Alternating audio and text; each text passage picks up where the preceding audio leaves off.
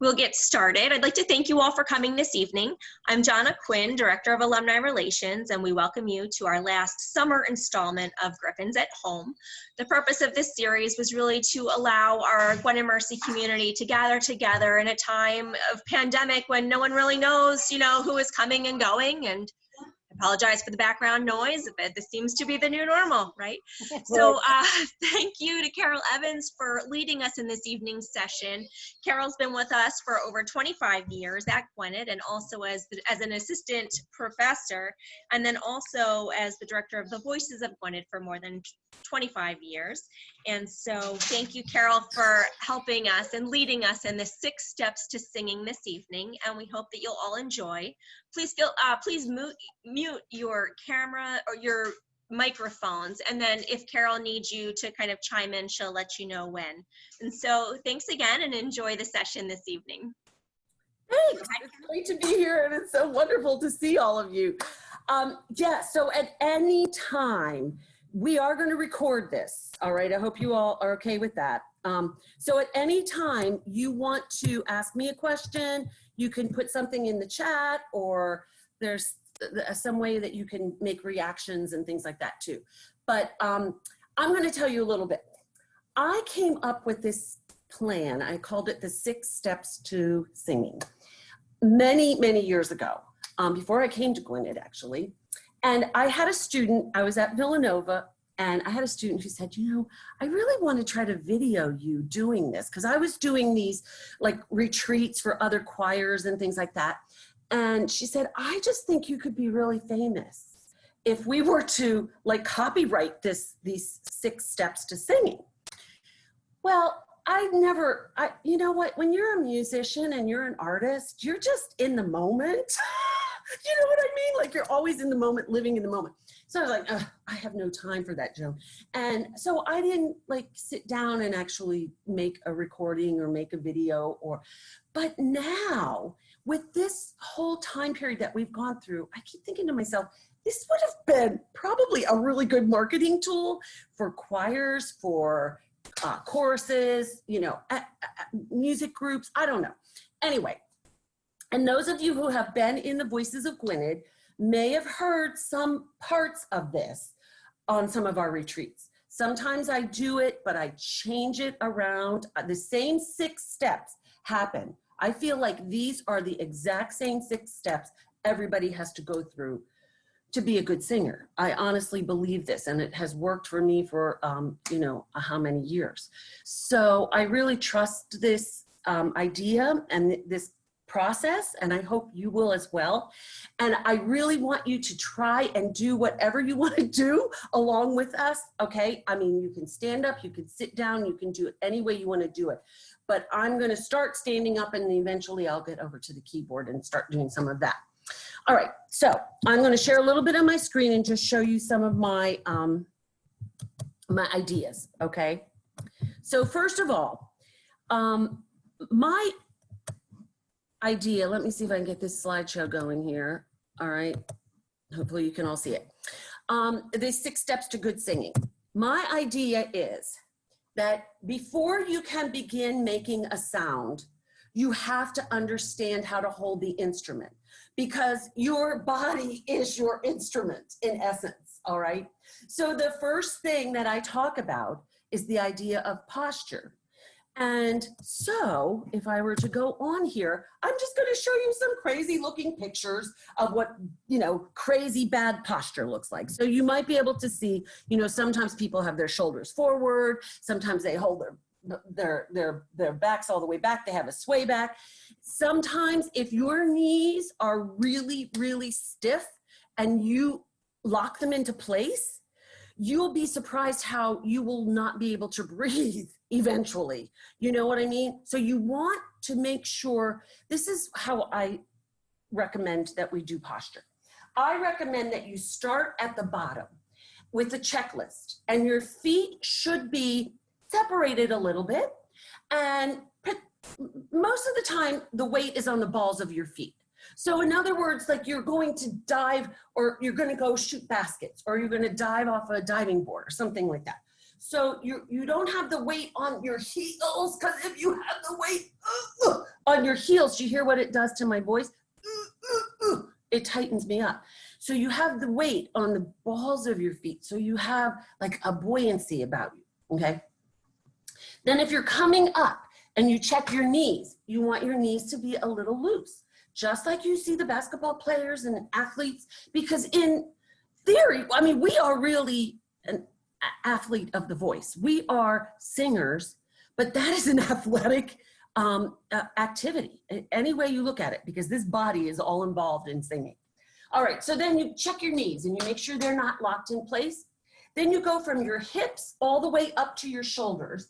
And you really want to have the most space you can possibly have from your hips down here, which you can't see me on the screen too well, but from your hips all the way up to your shoulder. So what do? I say, go ahead and stretch, okay? And you can all, even if you're sitting in a chair, guys, you can do this right now. Do a really good stretch, okay? Now, when you drop your arms, don't drop anything else in your body. Keep your body in the same position. Keep your chest high, keep your shoulders and hips as much space as possible. You probably have just gained a couple inches.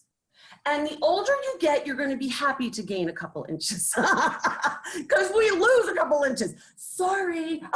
For all my young students, you don't have a clue what we're talking about.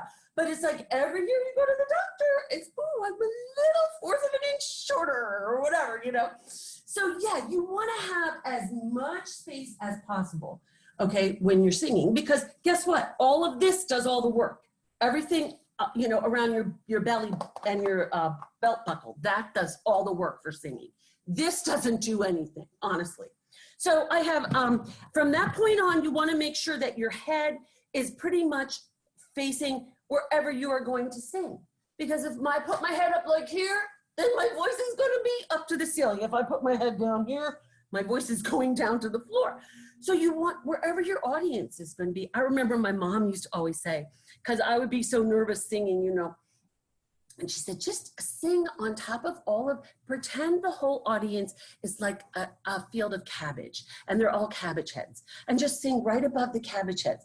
And my mother was not a musician or anything like that, but it was actually good advice to go ahead and kind of sing right above everybody's heads. You don't want to look at them right in the eyes because that can be intimidating too as an artist.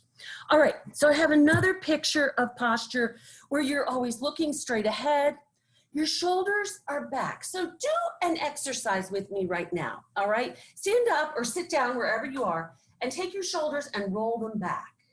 Roll them back. Sometimes they creak, that's okay. Yeah, now roll them forward. Roll them forward, okay? Yeah. Now, hold them up real high to the ceiling. You feel that? You don't want to sing like this, okay, everybody? Now stretch them down and relax them. That's good posture. You see, you don't want your shoulders moving when you're singing. You want them to stay still and low.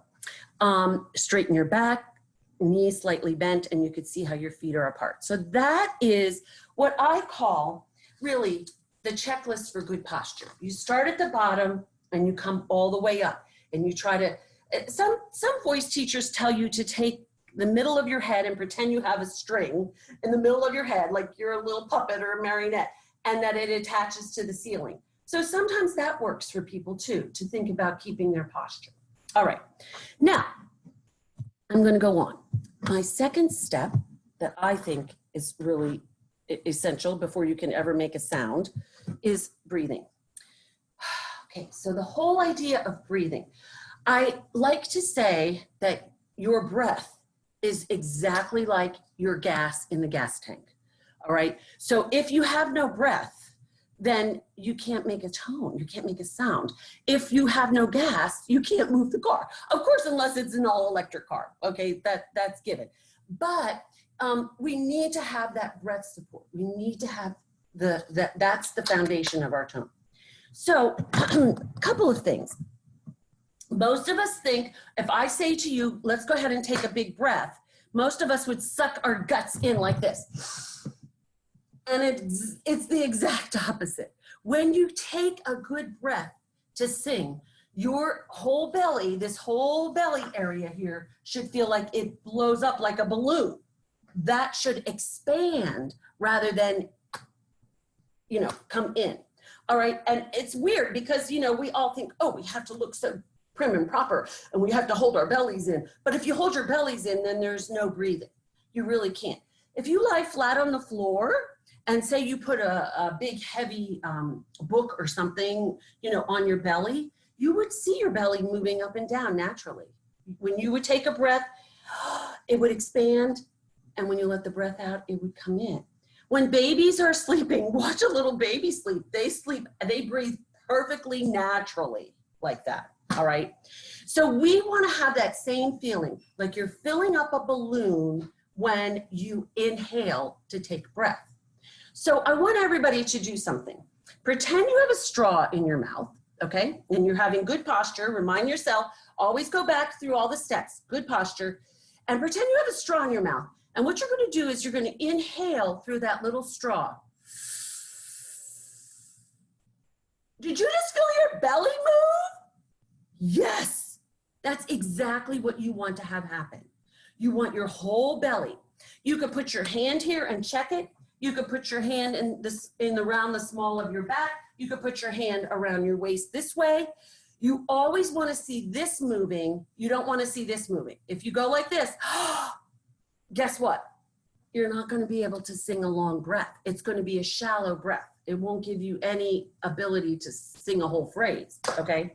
Now, I have a couple really great exercises for this. This first one is actually a yoga exercise, but I love it because it teaches you how to breathe immediately.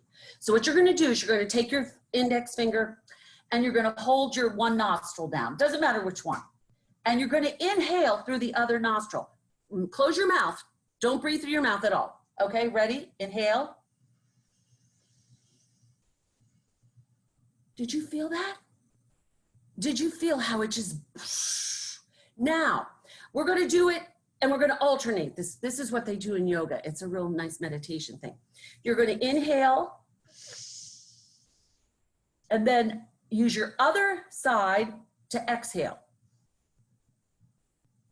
So you really feel the air just coming through your nose, not through your mouth at all. All right, so let's try it together. Inhale.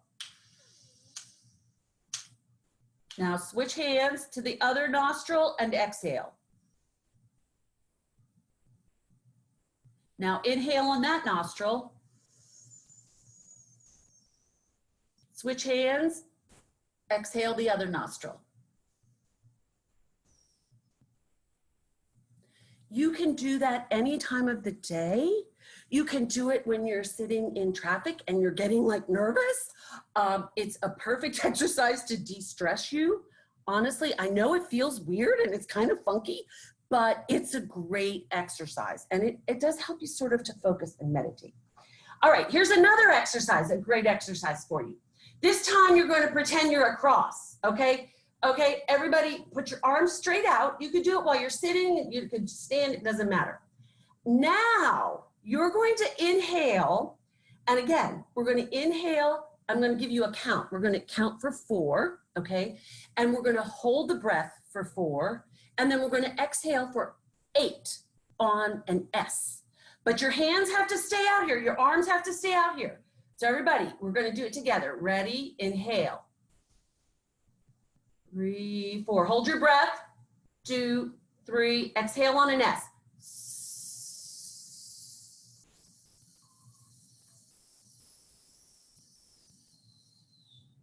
This is a challenging exercise.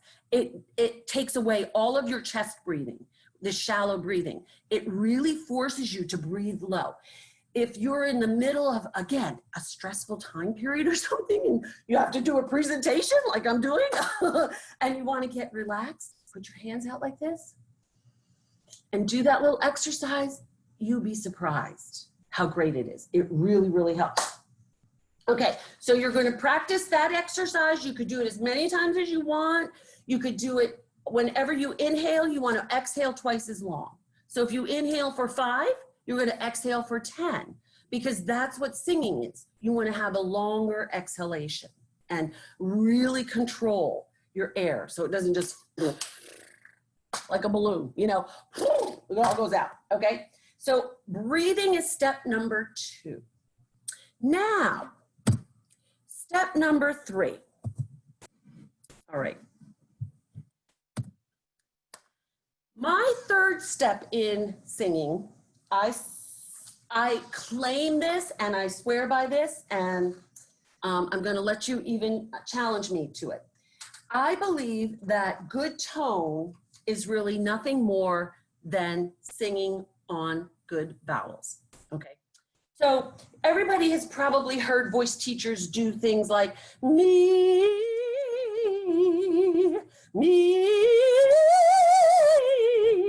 you know, they do scales. And what do they sing on all the time? E, right? Okay, so let's just try something.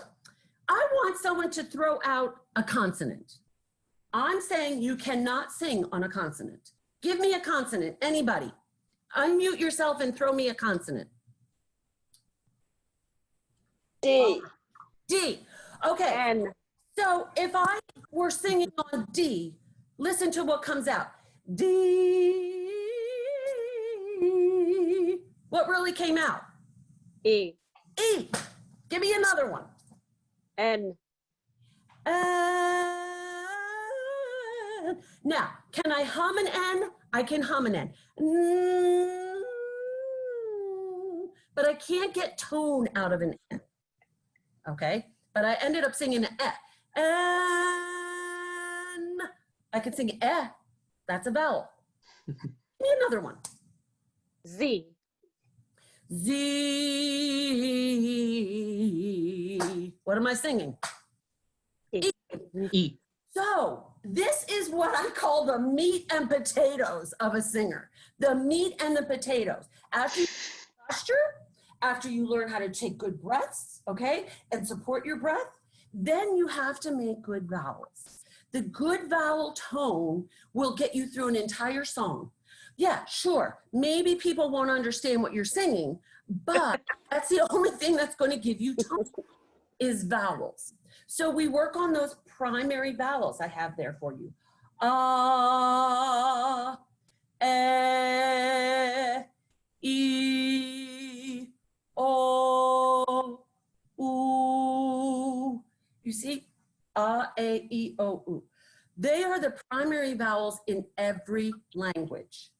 They become more complicated because, like, for example, listen to the word I, as in you, me, her, I.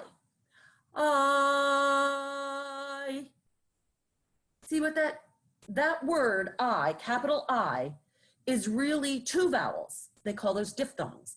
And instead of singing I, you don't want to sing on the second vowel, you want to sing on the first vowel. I. It makes it sound prettier. So you focus on lots of things. There's diphthongs, there's triphthongs, there's all kinds of vowels in every language. They get more complex. These are the primary vowels. And ultimately, to make it sound beautiful, what you're going to want to do is put every vowel almost in the same place in your mouth. This is called modification of the vowels, so that you're not inconsistent, like I'm singing father, meet, or home, home on the range, like where I have all different placements of my vowels. You want all your vowels to stay consistent. So we're going to do a little exercise. You could sing on your own. You don't have to keep your computers muted, because otherwise it will sound very chaotic. Sorry. But what we're going to do is, you see my vowels, a, e, o, u. We're going to put them on one tone. All right. So how about if we start? All right. We're going to sing like that. So it'll be a, e, o, u. Try to make them as close as you can to the same place. Sometimes you see singers go like this and actually hold their mouth. I can make almost all the vowel placements with just my tongue. Weird. I know it's weird. Okay, I'm going to go over to the piano a little bit, and I'm going to give you a couple scales. I want you to practice those vowels. All right, here we go. Ready? Here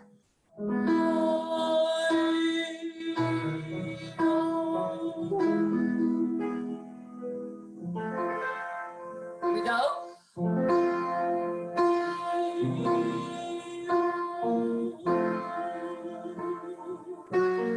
Keep going.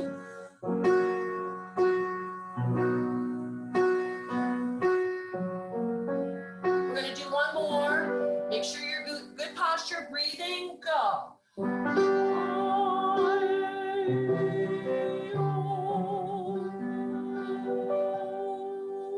Good, good. So all the time, even when we're speaking, you may want to be conscious of that you kind of keep your, this is what takes slang out of public speaking. You know, if you ever took public, like special speech lessons and things like that, they try to teach you how to keep all of your vowels aligned in the same area, in the same place. Questions, are we good? Okay, we're on the third step. You are halfway to being the most awesome singers in the world. I can't wait. Okay, so now everybody had these beautiful tones coming out when you were singing. I just know it. Now we have to make sense of it. Whoa, where is my fourth slide? There it is. There's my fourth slide. So the next thing is diction. Diction. So yes, we have to, music is storytelling, right? We have to tell a story through our song. So we have to be able to have good diction. There are so many things, so many consonants. I want to go over two specific kind, excuse me, that are really, really important for singers, mostly for singers. One is called a voiced or imploded, and the second one is called unvoiced or explosive. So what happens when you produce these two kinds of consonants? If you don't produce them correctly, people won't understand what you're singing. So I'm going to give you a perfect example. Here's T, here's D, D, okay? Now, if I said G-O-T, got, okay? I went and got an ice cream today, got.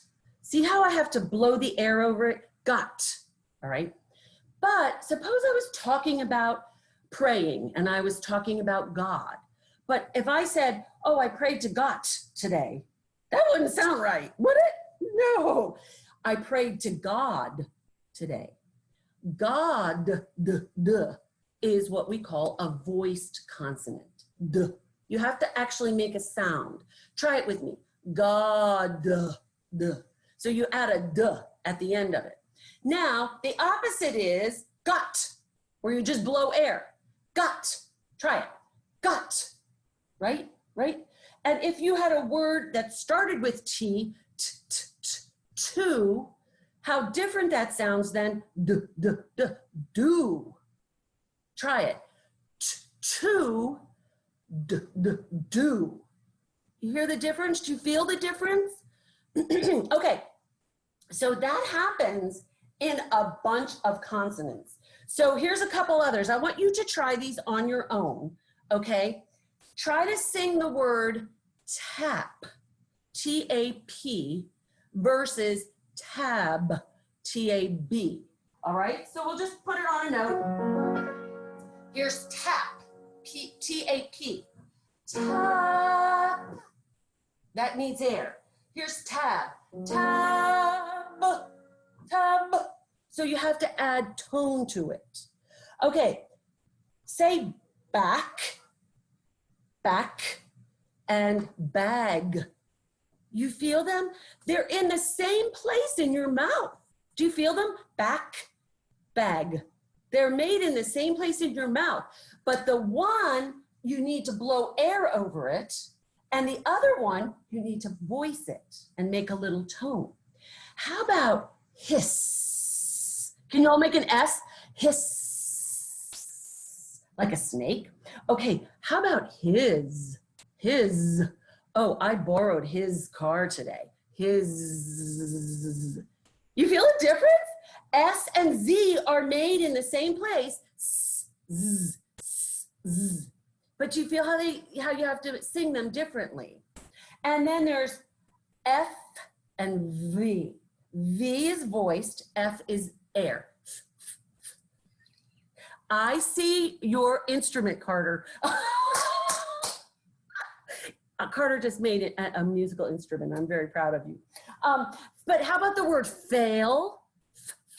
Fail versus veil. Veil. You feel the difference? Feel the difference? So all of those will help you be a much better singer by getting the diction correctly. And honestly, it'll make you a better speaker if you're doing public speaking as well. You know, if you just a little bit of understanding. So we'll go back to the top. Go with me. What's the first one? Posture. What's the second one? Breathing. Third, vowels equals tone. 4, consonants equal diction. Okay, are you with me? Everybody with me? Yeah, you're so smart. I just know, I can see it. All right, so the next thing I love to do, if you were taking an instrument, and some of you have played instruments in marching band or in orchestra in school, or like Carter, he has his shaker there, it's beautiful. And it happens to be yellow, which is my favorite color too. Thanks, Carter. But a lot of the times we come out of choir and we can't read music. They don't teach us to read music. So I feel that's one of our strongest things, to be able to read music on our own and not have somebody like have to play the notes for us, right? I love solfege. Solfege is the same thing that everybody has learned one time or another in your lives when you've listened to The Sound of Music. Everybody knows this song. So you're gonna sing along with me, but you're gonna mute yourself, okay? So you've heard this before. Do a deer, right? Everybody sing nice and loud. Ready, go. Oh, a deer, a deer. Here comes me. Me, I call mine. How about fa?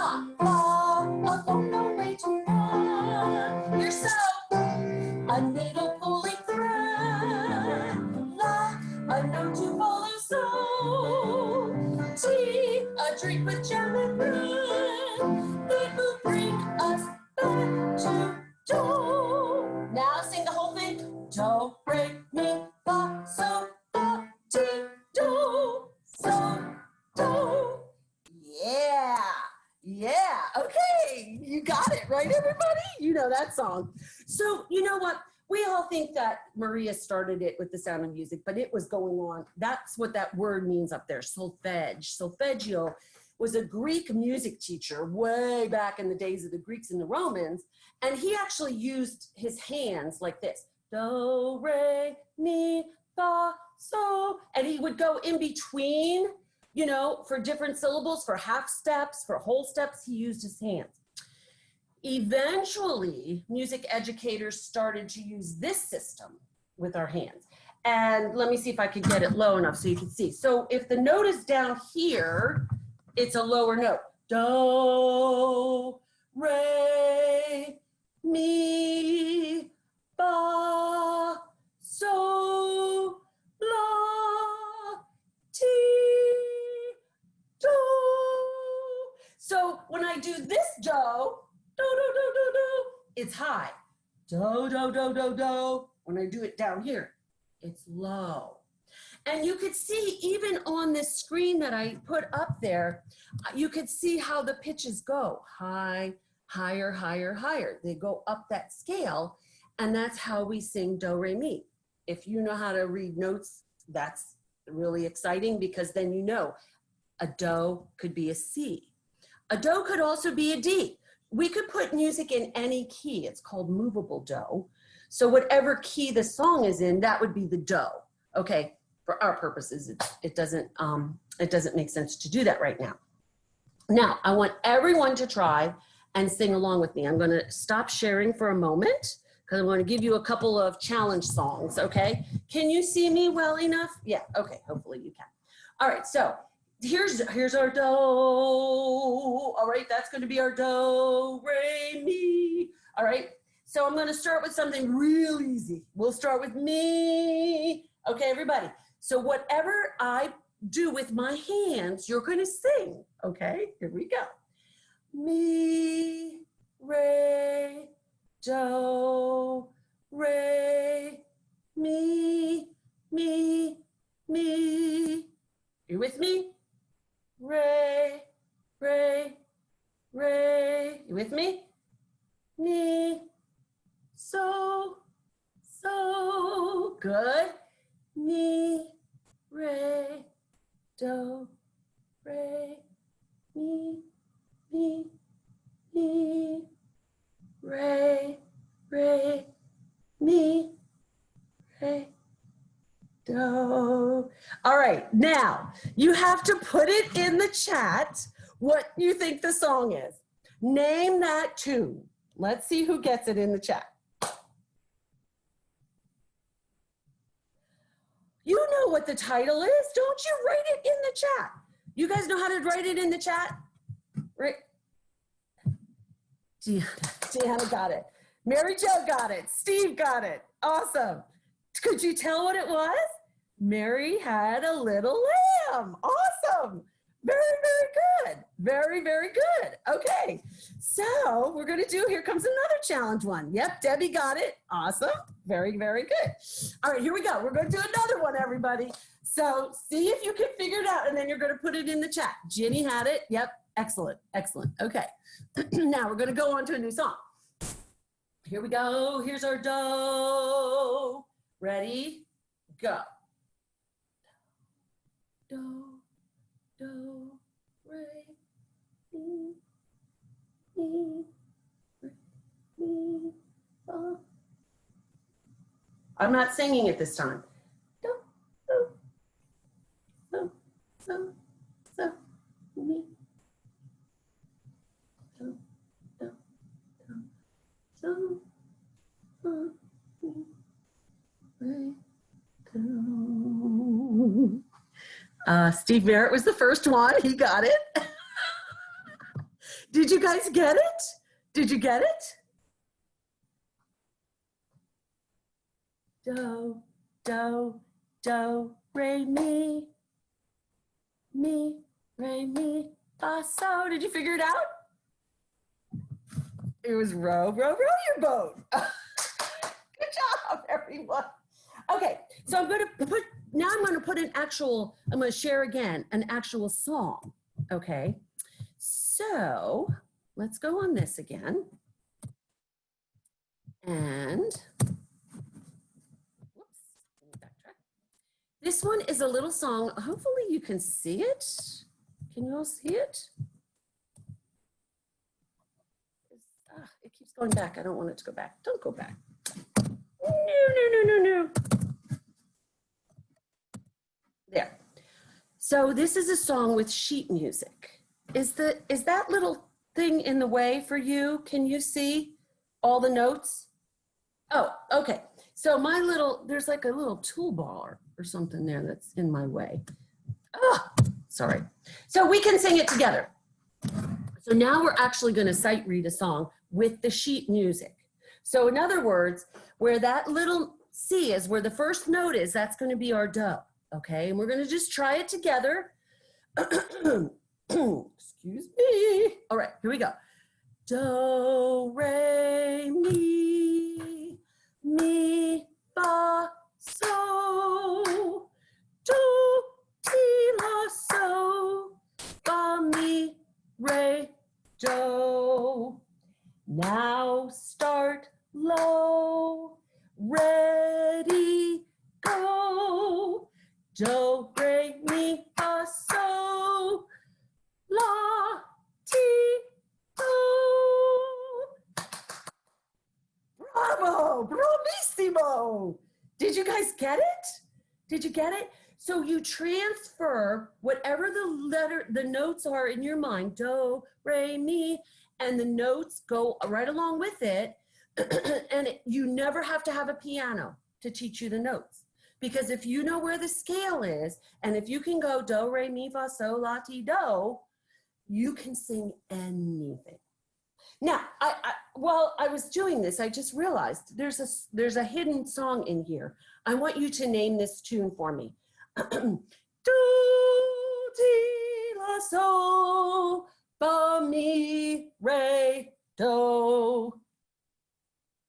That was the last two measures in the first line. Name that tune. Do, ti, la, sol, fa, mi, re. What is it? Can you write it in the chat? Oh, I have to stop sharing. Let me see. I think we got some chats in there. Oh, you guys are brilliant. You're brilliant. Excellent. It sounds like a Christmas song for sure. Brilliant. You got it. It was Joy to the World. So those notes were the exact same notes that George Frederick Handel used. He just took a descending scale and made one of the most famous Christmas songs of all time, Joy to the World. Is that amazing? I think it's kind of cool and kind of amazing. Okay, so that is 5 steps. The last step, I think. Everything I talked about so far is really important, and it's basically like a lot of technique. The last thing I think that's really, really important in music is emotion or expression. Because honestly, it doesn't matter how technically savvy you are. You could be standing up there and singing all those fast notes and doing lots of coloratura and doing all kinds of things, you know, showing off your voice. And if you don't move my heart and make me a different person after I've heard a performance, to me, it's not real music. Music is emotion that you can hear. I use that quote a lot. Music is emotion that you can hear. How do we put it in music? How do we put it in our songs? And I really believe, first off, you have to, because we are singing words, clearly, you have to study your lyrics. You have to be inside the lyrics more so than inside the notes. I mean, I feel like I pick out every song that we do. If you're in my choir at church, if you're at Gwynedd's choir, whenever I'm picking out a program, the words are the first thing I look at more than the music, honestly. I feel like it has to be able to tell a story that I want to portray, that I want to represent. So get inside the lyrics. It means you have to go through the subtext sometimes. You have to find out, why did that person write the music? What is that music trying to say? Then every composer puts expression, musical expressions, dynamics, things like this, you know, things that go like crescendo and decrescendos, things like fast or slow in music, different tempos in music, different dynamics, different phrases and things like that. So you have to follow what the composer is asking you to do as well. And I think that is sort of a given, you know, and that's another way for you to study.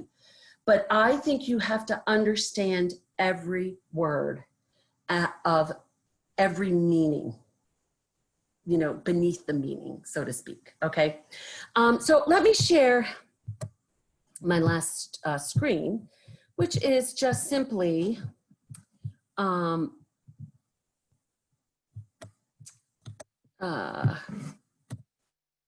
what separates a good singer from a great singer, and that is the subtext. To read every lyric, understand every meaning in between the lines. I really want to share with you one of my all-time favorite artists. And I share this piece with you because she, to me, first of all, she's a female artist, and I just really, really love and appreciate and want to give opportunities to female artists. This woman named Eva Cassidy, I'm not sure that everyone has heard of her before. Eva Cassidy died at the age of 33. And I'm telling you all this because it's summertime and it's really important to know. She had a little mole on her back. She's very fair skinned. She was in the DC area. She lived right outside of DC, and they were in Annapolis a lot, at the ocean and stuff. And she had a little mole. They removed it and they thought they got it. And within a year later, it metastasized through her bones and through her whole body. Eva Cassidy, to me, is an artist that I just will love forever. She wasn't even that famous when she passed away. She used to go into her parents' garage and make recordings. And so now her parents posthumously have done a lot of, producing of her music that they found in the garage kind of stuff. This piece, actually, she's singing Over the Rainbow, which all of us absolutely love and adore, but she was singing it within the last few months of her life, and she was doing a live concert in DC at Blues Alley, in this little club right in DC, in Georgetown. And I'm telling you, I don't know that I've ever heard anybody else sing this piece. We all know the story of Over the Rainbow. But she knew that within, I think it was like 3 months, she knew that they couldn't do anything more for her. And she knew she was going to pass away. And this is how she sang this piece of music. So, hold on one second. I have to make sure when I do the share that I've turned on the computer sound so you really get to hear this.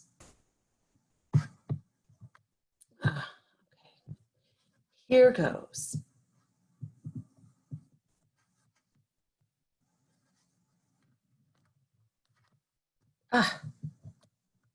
Sorry, everybody. Let me get this thing going here.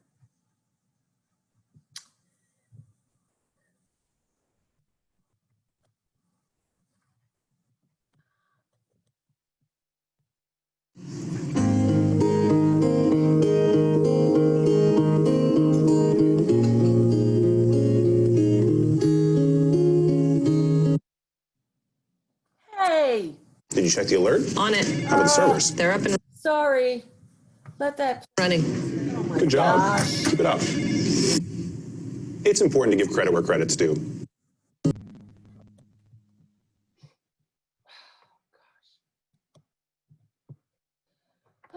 Okay.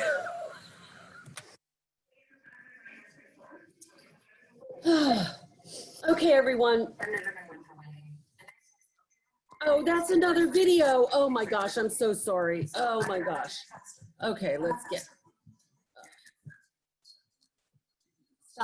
Stop. All right, I'm sorry. Hopefully. Oh! I can't get this video again. Not quite. QDOBA stands for quality. Stop.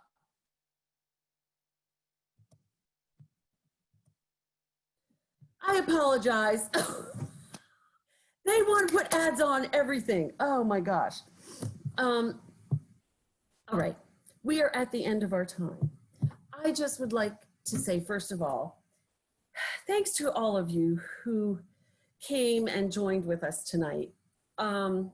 It really means the world to me. I love sharing music. I'm so passionate about this, and any opportunities that I have to do this, because I miss doing it in person, and I miss all of you so very much. So this gives me a little bit of sanity back. But I would like for any of you who have any questions, whoever want, like, we could always do a FaceTime little lesson or something. I can give you mini lessons on, I found out today, actually, there's one thing that works it's much closer, and that's called Facebook message video. Okay, what we're trying to do is we're trying to find a program where all of us can sing at the same time, and we won't have that you know, echo reverb. It's called latency. And there's nothing out there right now. But the closest thing, all the music directors are checking out everything.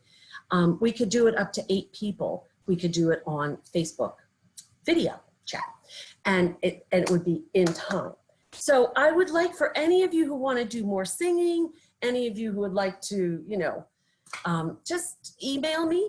You know, you mostly all know my email. It's at Gwynedd, it's evans.c@gmercyu, or at the church, it's cevans@udlc.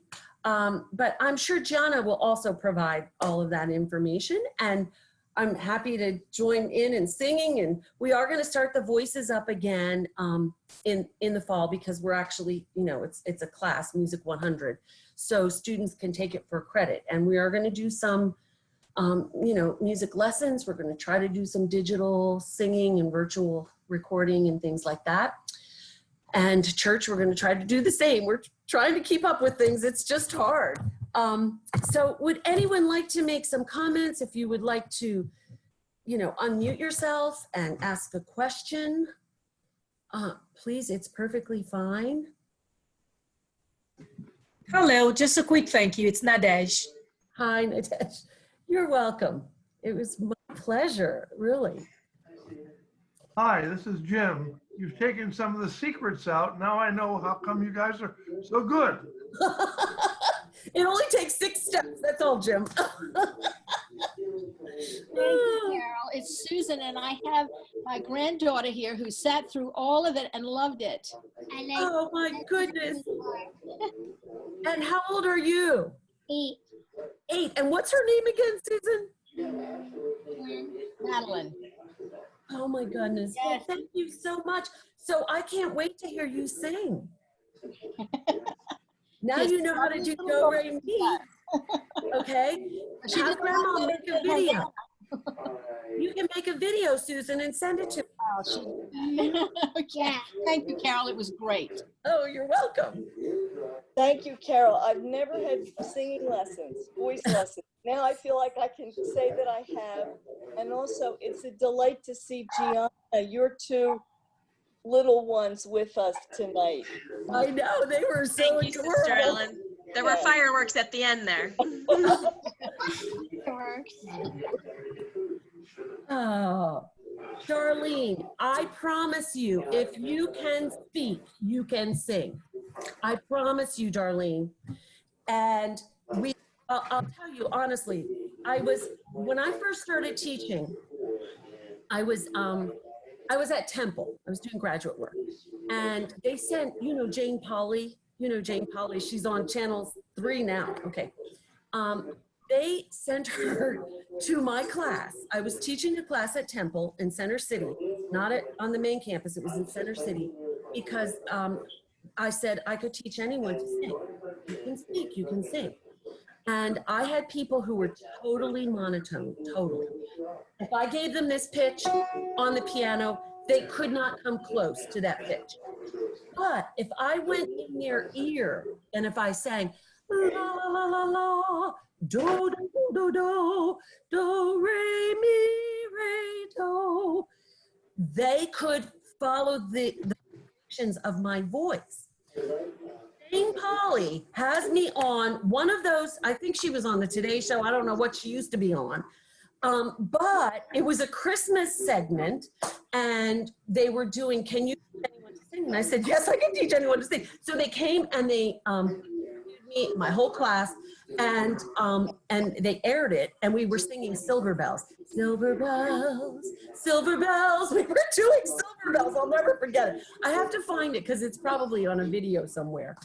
And it was, I really stand behind that, because I have had a lot of students, different students. If they can hear my vibration, they match my vibration, then they can hit the pitch. They can't match the pitch from a piano, you know, or they can't match it from a violin. It's not the same vibration, but they can with hearing my voice. So I honestly, Darlene, if you ever want to reach out to me, I will help you. I will. I promise. I'm with you, darling. I can't sing either. I can't. We'll have a little group chat and we'll work it out. Okay. In all honesty, it's much better in person. It's much better in person because I go right up to your ear and I sing it right in. Oh, I love it. I so want your help. Yeah, I really believe that is what the answer is. For, you know, I've had all kinds of students. I tried to learn to play the piano and I did okay. But we're going to emphasize play. Yeah, yeah, yes, I understand. But I love music. I love hearing it. It's wonderful. It moves you. And I still want to be a part of it. Yeah, I really, it's therapeutic, in all honesty. It's therapeutic. And it's the only thing that's kept me going through this whole time period, you know. Well, the good thing for me is I can't sing, but I definitely can dance. So put the music on and just dance your heart out. That's all. Doesn't matter. Pick a culture, I can practically do it. So most of the time. So yes. Yeah, that's awesome. That's exactly what we need to do. There were some days I did the same thing. I would just put on music and run around the house. I mean, it's just great. Yes, it is. So it's wonderful, wonderful. I want to see, is there anybody else who might have a question? I can help you with. I can direct you anywhere else. Carol, just want to say thank you again. Oh, you're welcome, Bobby. Great to be with you. And Jim actually was on tune a few times. Uh-oh. Uh-oh. We always need men singers. We always need male singers. So Jim, keep that in mind. Okay. Great, great, great. Great fun being with you. Yes, it's been great. Thank you. I don't know, Gianna, what you want to do, how you finish up the evening, but I just want to send love and lots of music and send my heart to you and let you know it's been a real pleasure. It's really been my honor to be with you tonight. Thank you so much, Carol. It was wonderful. And we're on our way to singing those 6 steps. So thank you so much for being with us tonight and leading us. And thank you everyone for joining us as well.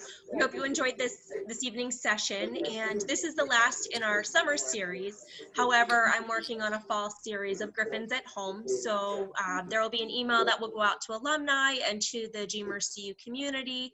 So if you receive emails that way, or if you don't receive emails, please let me know and we can add you to a list and let you know when the new series will begin, which will probably be mid-September, late September.